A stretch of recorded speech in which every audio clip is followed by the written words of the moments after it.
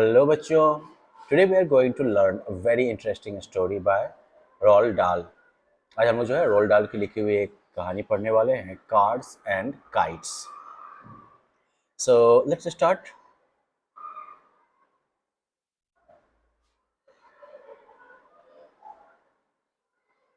My father was a fine mechanic. मेरे पापा एक अच्छे मैकेनिक थे। People who lived miles away used to bring their cars to him for repair rather than to take them to their nearest garage. लोग जो कि मीलों दूर रहते थे वो भी अपनी गाड़ी जो है उनसे रिपेयर करवाने के लिए लाते थे, ना कि अपने बिल्कुल पास वाले गराज में जाते थे। तो इससे हमें ये पता चलता है कि नैरेटर के पापा जो थे वो काफ़ी अच्छे मैकेनिक थे, तब ना लोग दूर दूर से आते थे गाड़ी ठीक करवाने के लिए। He loved engines. A petrol engine is sheer magic, he said to me once. वो जो है इंजिन्स को प्यार करते थे। एक पेट्रोल इंजन जो है वो बस जबरदस्त जादू है, उन्होंने एक बार मुझे कहा था। It was inevitable that I too should fall in. Sorry, one second. It was inevitable that I too should fall in love with engines and cars. Inevitable मतलब कि जिसका होना तय हो, अवश्यंभावी। तो ये जो है इनेविटेबल था कि मैं भी इंजिन्स और कार के साथ प्यार में पड़ जाऊं। Don't forget that even before I could walk, the workshop had been my playroom. और ये मत भूलिए कि इससे पहले कि मैं चल पाता, वर्कशॉप जो है वो मेरा प्ले रूम था। For where else could my father have put me so that he could keep an eye on me all day long? क्योंकि और कहाँ मेरे पिताजी मुझको रख पाते ताकि वो पूरे दिन मेरे पर नजर रख सके। My toys were the greasy cogs and springs and pistons that lay around all over the place. मेरे खिलौने क्या थे? तो मेरे खिलौने थे ग्रीस लगे हुए वो नट बोल्ट वगैरह, स्प्रिंग और पिस्टन जो कि चारों तरफ फैले रहते थे। So almost from birth I began training to be a mechanic. तो लगभग जन्म से ही मैं मैकेनिक बनने की ट्रेनिंग मैंने शुरू कर दी थी। But now that I was 5 years old, there was the problem of school to think about.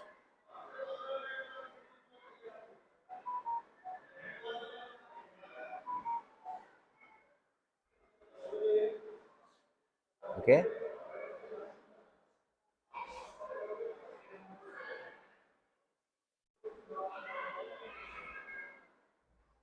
Sorry. Yeah, तो it was a law. तो 5वां साल का जब होने वाला था ना, तब आपको किसके बारे में सोचना था? स्कूल के बारे में, राइट? जब बच्चा कितने साल का हो जाता था, there was a problem of school to think about. जब मैं 5 साल का हो गया था तो अब जो है स्कूल की प्रॉब्लम थी सोचने के लिए। It was the law that parents must send their children to school at the age of 5, and my father knew about this. ये एक कानून था कि पेरेंट्स जो हैं वो अपने बच्चों को 5 साल की उम्र में स्कूल अवश्य भेजें। And my father knew about this, और मेरे पापा इसके बारे में जानते थे। I remember on my 5th birthday, I was helping my father to fit new brake linings to the rear wheel of a big Ford when suddenly he said to me. मुझे याद है मेरे 5वें बर्थडे पर मैं अपने पापा की मदद कर रहा था नए ब्रेक लाइनिंग्स लगाने में एक बड़े फोर्ड के पिछले पहिए पे, जब अचानक से उन्होंने मुझे कहा, "You know something interesting, Danny? You must be easily the best 5-year old mechanic in the world. तुम्हें कुछ इंटरेस्टिंग पता है डैनी? तुम आसानी से दुनिया के सबसे अच्छे 5 साल के मैकेनिक हो या होगे. This was the greatest compliment he had ever paid me. I was enormously pleased. ये सबसे बड़ा कॉम्प्लीमेंट था जो कि उन्होंने मुझे कभी दिया और मैं काफी ज्यादा खुश था. You like this work, don't you? He said. All this messing about with engines. तुम ये काम पसंद करते हो, है ना? ये इंजन के साथ इधर-उधर छेड़छाड़ करना. I absolutely love it, I said.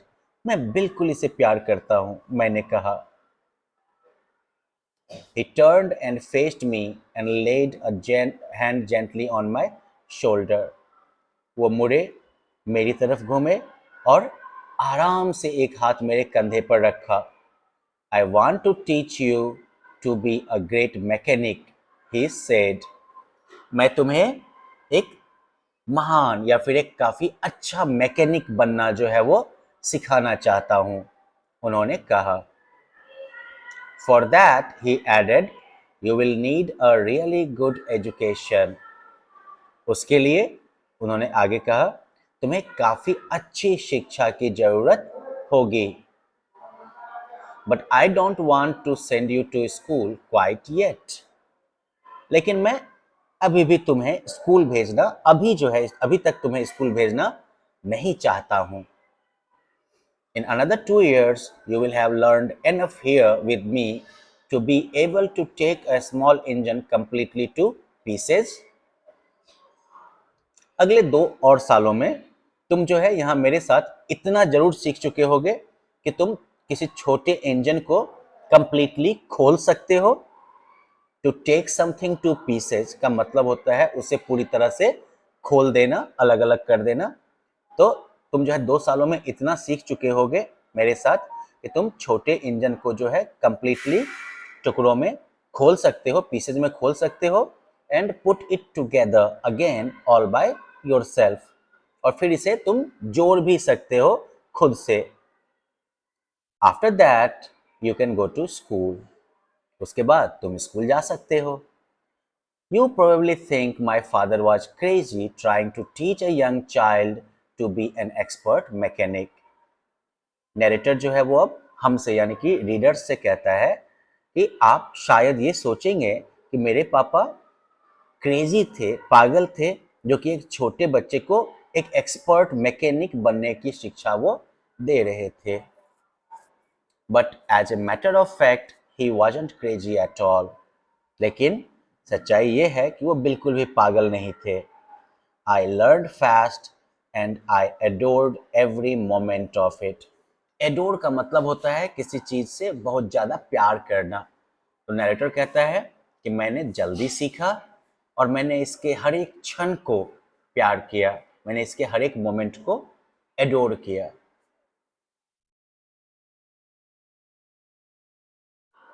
So 2 more years went by, and at the age of 7, believe it or not, I really could take a small engine to pieces.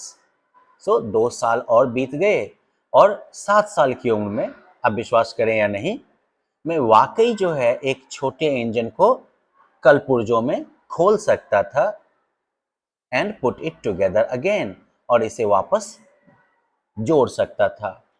I mean properly, to pieces, pistons and crankshaft and all. मतलब सही से टुकड़ों टुकड़ों में piston, crankshaft सब.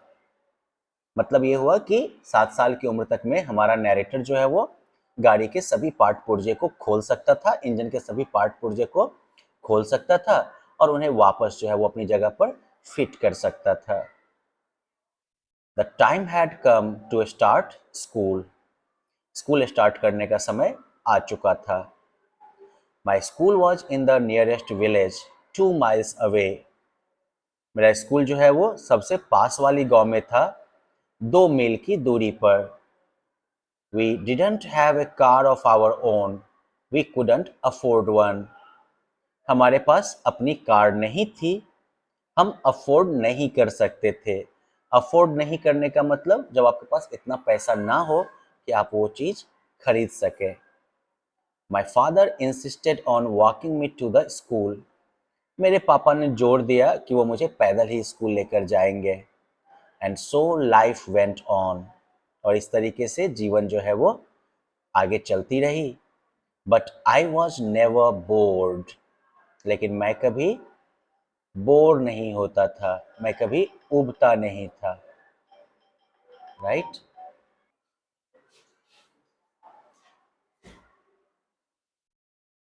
Right? So my father insisted on walking me to the school, and so life went on. Right? And whatever. It was impossible to be bored in my father's company. मेरे पापा के साथ जो है bore होना impossible था, असंभव था। He was too sparky a man for that. यानी कि वो बहुत ज्यादा स्पार्की थे।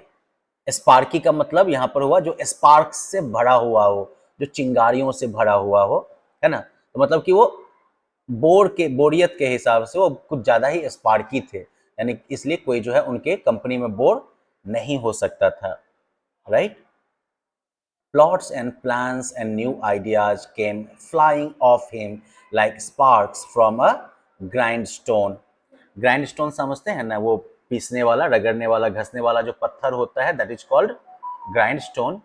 तो नरेटर ये कहता है कि प्लॉट्स, यानी कहानियों का प्लॉट जैसे नहीं होता है, तो प्लॉट्स, प्लान्स और नए आइडियाज जो थे वो उनके दिमाग से ऐसे उड़ उड़ के निकलते रहते थे जैसे कि ग्राइंड स्टोन से जो है चिंगारियां निकलती हैं।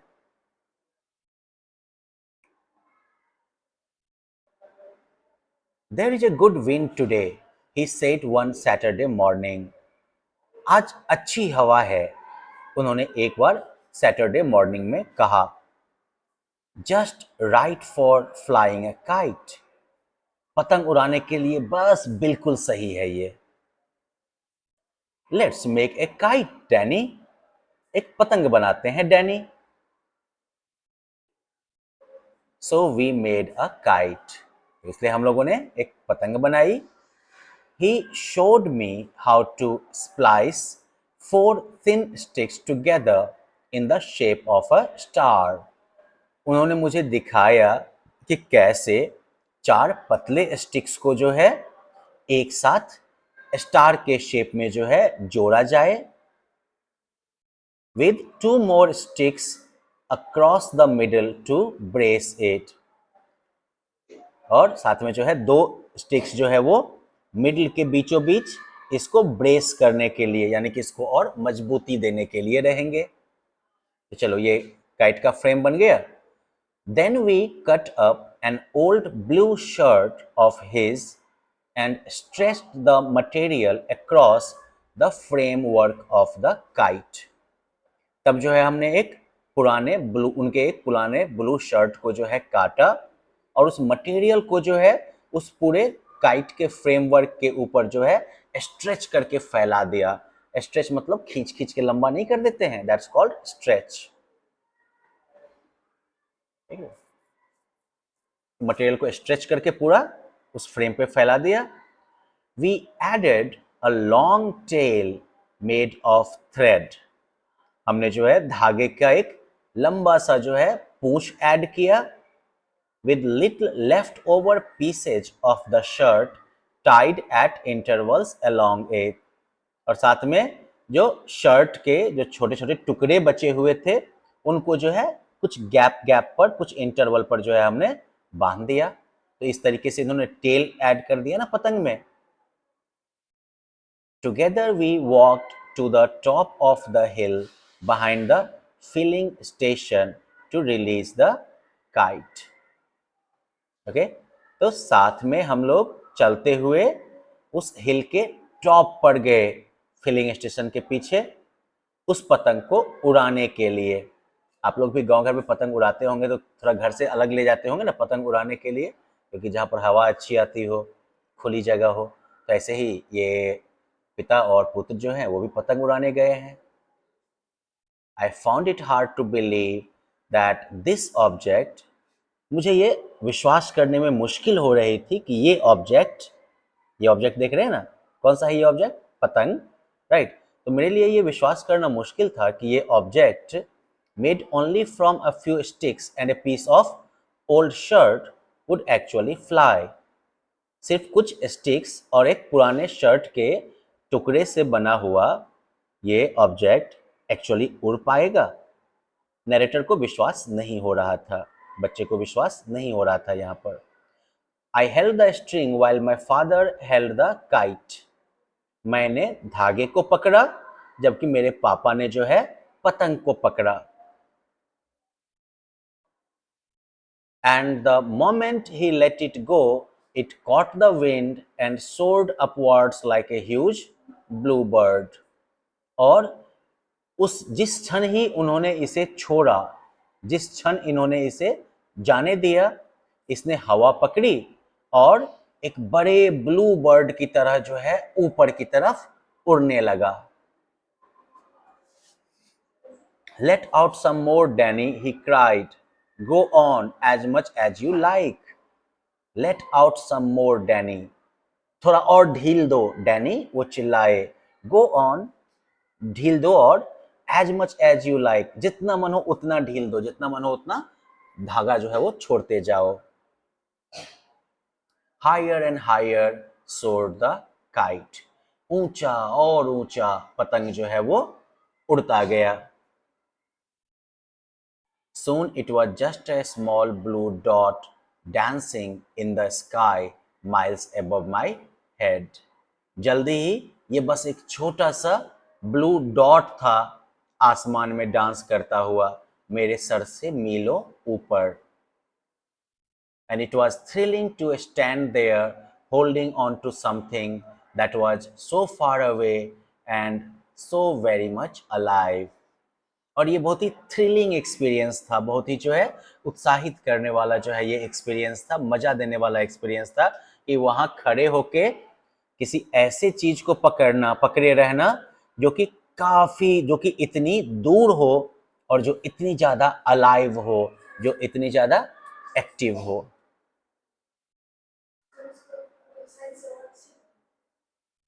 This faraway thing was tugging and struggling on the end of the line like a big fish. ये बहुत दूर वाली चीज जो थी वो टग कर रही थी। टग मतलब थोड़ा अपनी ओर खींचना। तो ये जो है फार अवे थिंग जो है यानी कि पतंग, ये जो है अपनी तरफ खींच रही थी और स्ट्रगल कर रही थी जैसे कि लाइन के अंत में कोई बड़ी मछली फंसी हो। बंसी वंसी चलाते हुए, हुक चलाते हुए आपने देखा है ना, मछली जब फंसती है तो इधर उधर उछलती है ना और अपनी तरफ खींचती है ना हुक को। ठीक वैसे ही ये पतंग भी जो है वो हवा में कर रही है। Let's walk it back to the caravan, my father said. चलो इसे लेकर हम जो है कैरावान की तरफ चलते हैं, मेरे पापा ने कहा। कैरावान बेसिकली गाड़ी पर बना हुआ घर होता है, जहां पर लोग गाड़ी को ही घर में कन्वर्ट कर लेते हैं ना, then it's called a caravan. So we walked down the hill again with me holding the string and the kite still pulling fiercely on the other end. तो हम लोग जो है दोबारा हिल की तरफ चले जहां पर मैंने धागे को पकड़ रखा था और पतंग जो है वो दूसरे छोर पर अभी भी खींच रहा था। So we walked down the hill again with me holding the string and the kite still pulling fiercely on the other end.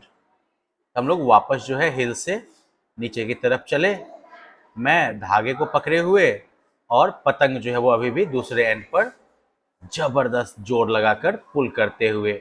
Fiercely मतलब होता है बहुत ही ताकत लगाकर, दम लगाकर, है ना, बहुत ज्यादा जो है कह सकते हैं कि इमोशनली चार्ज होके। When we came to the caravan, my father said, tie it to the steps. जब हम कैरवा के पास आए तो मेरे पापा ने कहा इसे सीढ़ियों से, स्टेप्स से बांध दो।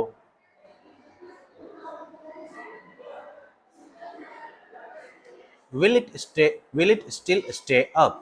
I asked. क्या ये अभी भी उड़ता रहेगा? मैंने पूछा। It will if the wind doesn't drop, he said. हाँ, ये उड़ता रहेगा अगर हवा नहीं रुक गिरती है, हवा की स्पीड कम नहीं होती है, उन्होंने कहा।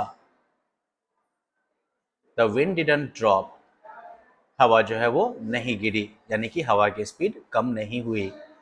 That kite stayed up there all through the night. वह पतंग वहां पूरे रात रही। कहाँ? हवा में। And the next morning, the small blue dot was still dancing and swooping in the sky. और अगली सुबह वो स्मॉल ब्लू डॉट जो है वो अभी भी जो है डांस कर रहा था और आसमान में गोते लगा रहा था, स्वूप कर रहा था।